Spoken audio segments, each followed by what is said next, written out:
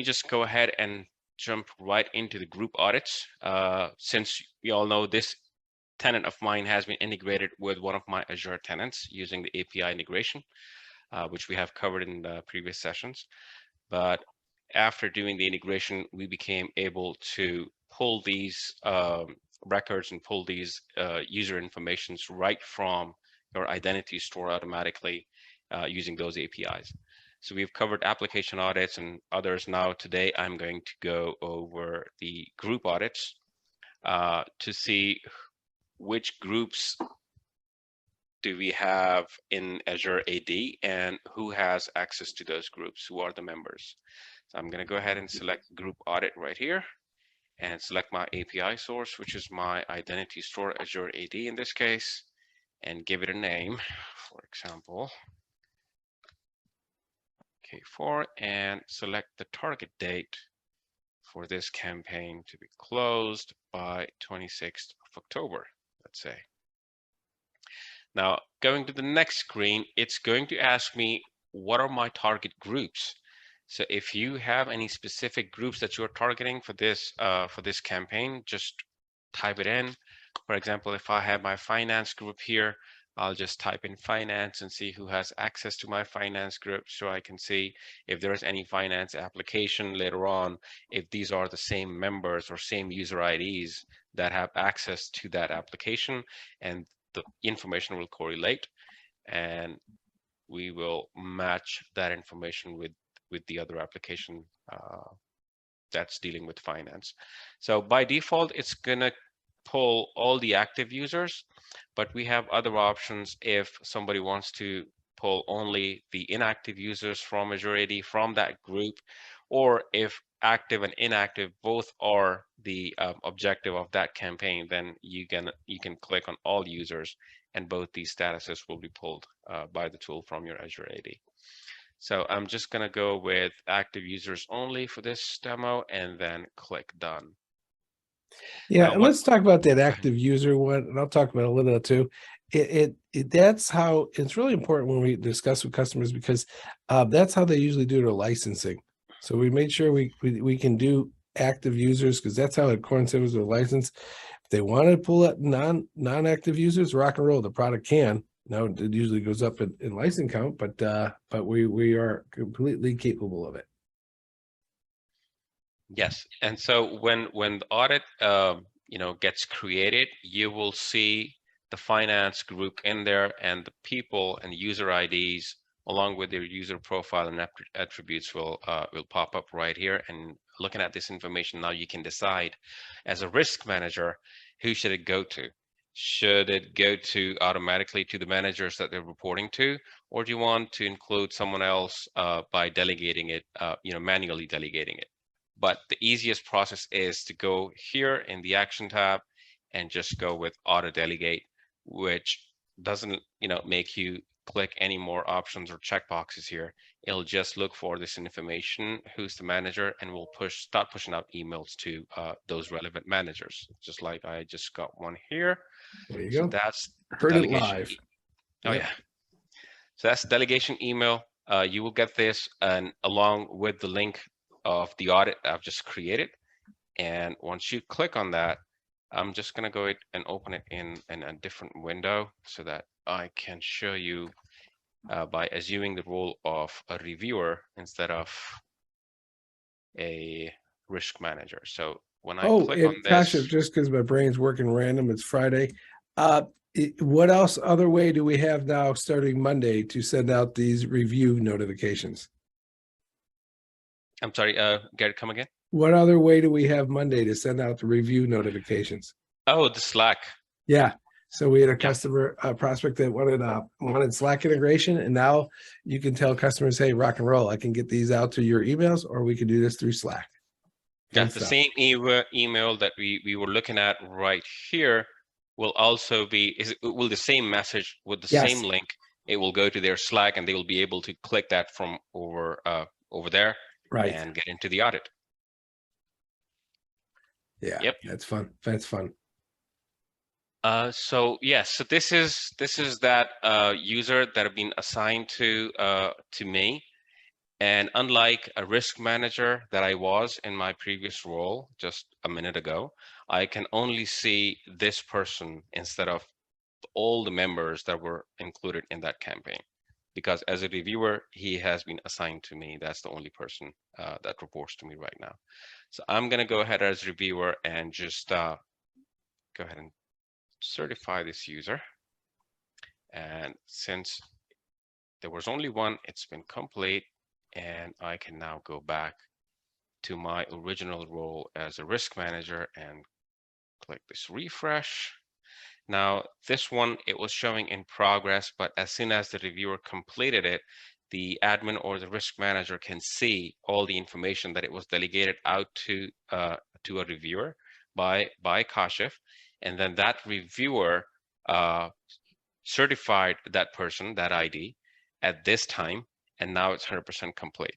Now, all the risk manager has to do is wait for the other reviewers to complete the process to make it 100%, and then the audit will be considered as complete, and then you can go back to the group audits, mark it as complete, and execute that in there in Azure AD as well, whatever action you've taken in there.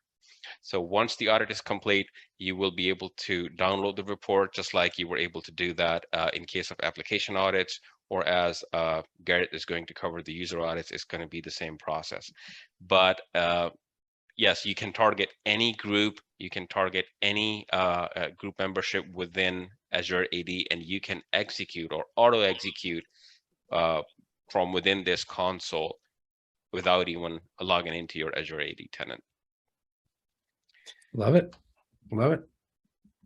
So that's about, go ahead. The group stuff is pretty powerful. That's where, you know, I see a lot of our auditing, especially the stuff like that just came up about the SSDF security supply chain, and was it secure software development practices, where you have to quantify which groups that are allowed access. And what we you know have been told, and what we built a product is, the concept is you don't give access to users, you give access to roles, and that's usually quantified by groups, and that's what our product helps prove, both for security and compliance. Rock and roll. And this is where I think I hand it over to you, Garrett. Oh, okay, rock and roll. Yeah, hand me the screen. I'll do a share screen, and every now and then I choose the right one.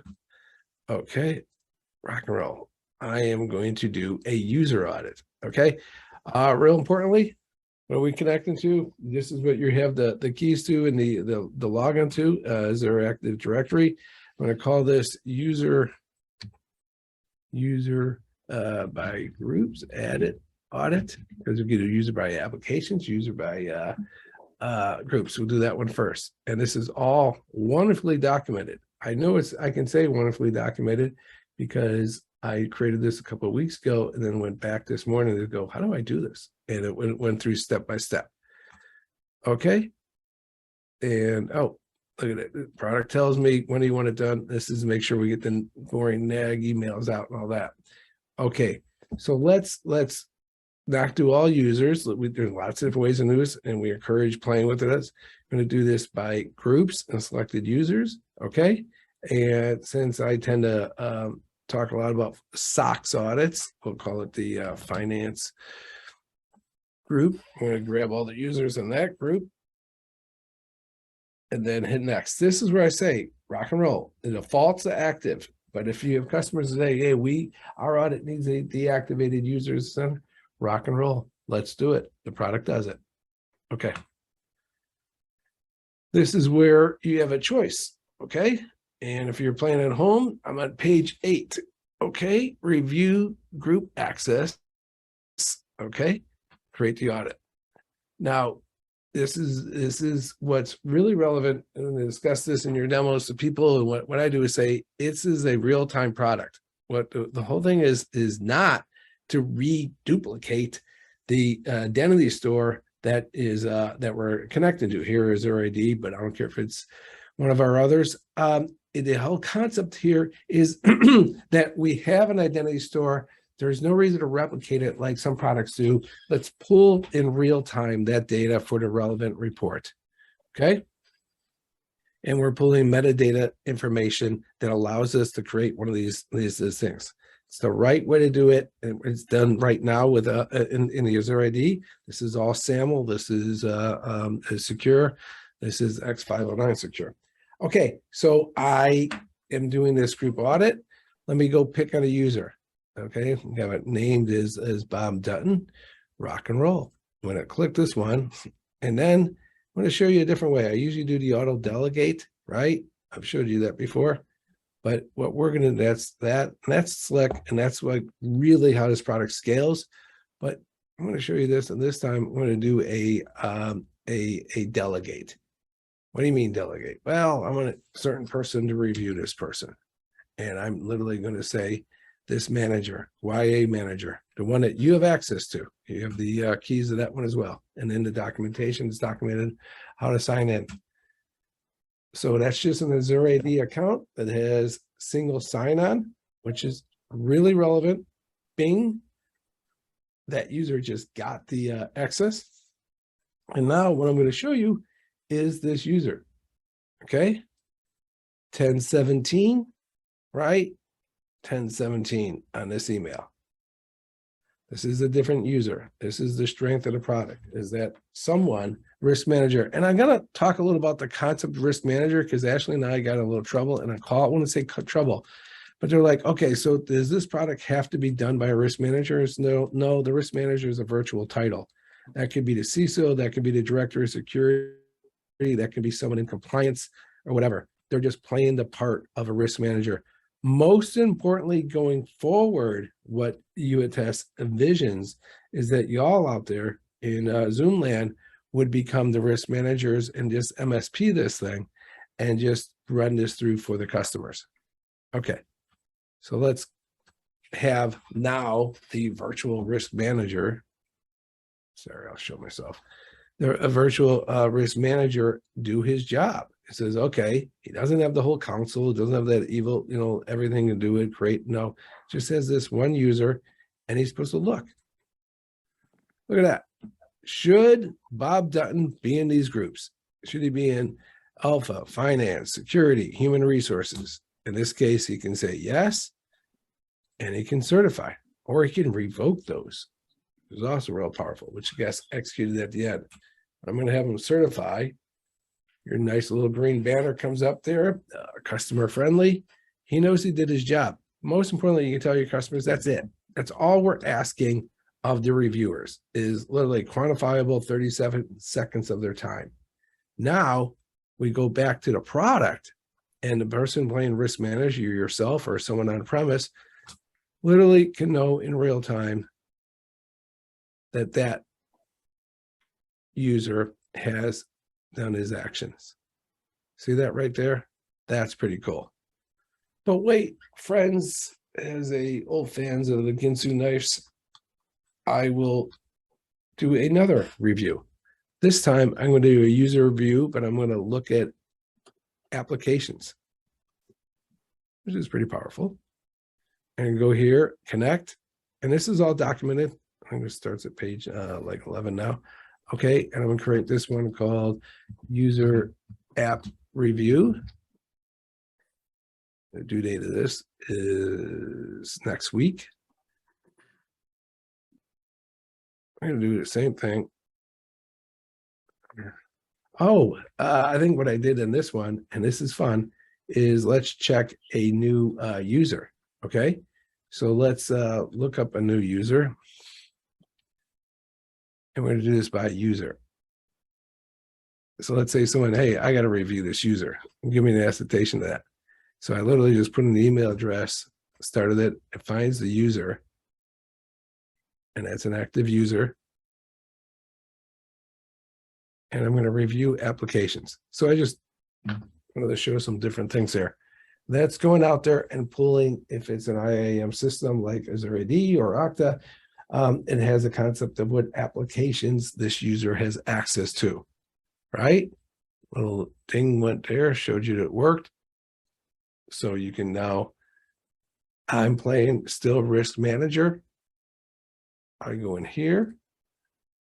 I got one user because that's what I chose for this, right? So what's more relevant is we don't want to have the risk manager certify. We want to delegate. In this game, I'm going to say auto delegate. Okay. Confirm.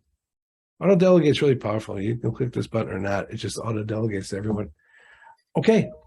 Rock and roll. You all heard the wonderful bing, which means that my person playing a reviewer, and when we go live, me and Ashley are doing these. Okay. They got this delegation email 10/21. That was real time. Maybe Ashley will even do the Slack ones in front of people. That'd be fun. Yep. Yeah. And Garrett, here we go. I'm sorry, Garrett, you needed to click on the email above. Oh, am I in the wrong one? Yeah, you're in the group. I'm sorry. That's why Kashif does this for a living. Okay, here he goes. Thanks, Kashif. You rock.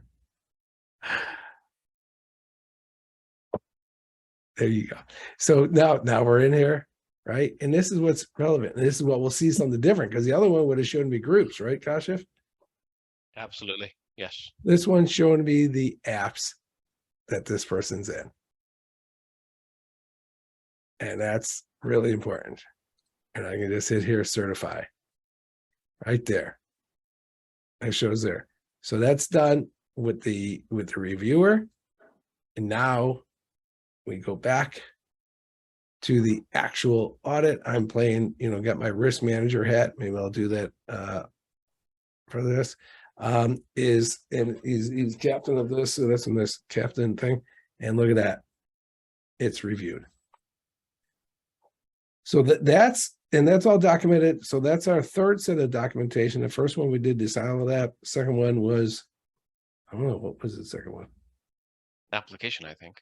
Yeah, it was like application audits. And now the third one is user groups. And in the future, I think we're going to do AD on premise or something else on request. Okay, I'll stop the recording, and then we can take any questions and that kind of stuff.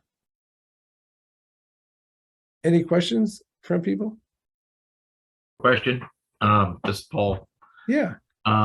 Within an application, I'm going to have multiple roles and multiple types of access within those roles. It should be able to pull that in as well when I have that API connection to that app. Okay, so you're talking the granular roles inside of the app, right? Yeah. Okay. Exactly. We have that facility if the information is pulled into the directory, and it's called LCM in the product of Okta. If they have that, we're able to show all that. Okay.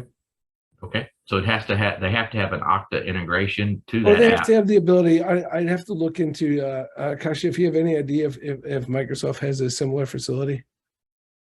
Yeah, I mean, if there are fields for example, if you're using P1, P2, and there are fields in those tenants that we can pull from there, obviously, yes, the tool will pull it from there as long as they exist in Azure AD and Okta as well. That's we're doing it for Okta. Really good way to answer that, because that's what we're finding with our customers is that certain features that Okta, calls them names like, LCM for the LCM, but our friends over at Azure are calling it things like P1 and P2. Like we have dynamic groups that we'll be supporting now for the P1 integrations. So yeah, it's really, it goes back, Paul and team, to our friends and what licenses that are supported. That are not getting that information. If they, like for instance, the Azure AD that comes free with Office 365 doesn't have those type of features, but the upgraded versions do. And then we can pull that info. Perfect. And then on the other apps that are standalone, like ERPs and things like that, we would do that as an export, and whatever we can export, we can import into the review and go down that path with the roles assigned to those users. 100%. That is how we're doing that. Yes. Perfect.